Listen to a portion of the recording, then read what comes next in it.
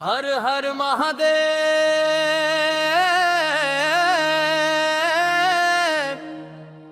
पूजे चारों ओर।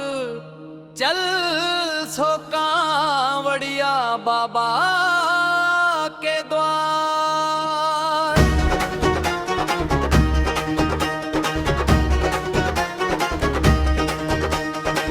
गंगा जल भर के अर्पण कर बाबा बैद्यनाथ करी है उद्धार।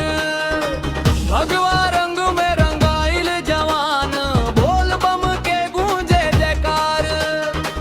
नंगे पांव चलत भक्तन के टोली भोलेनाथ रखेलन सबके लाल।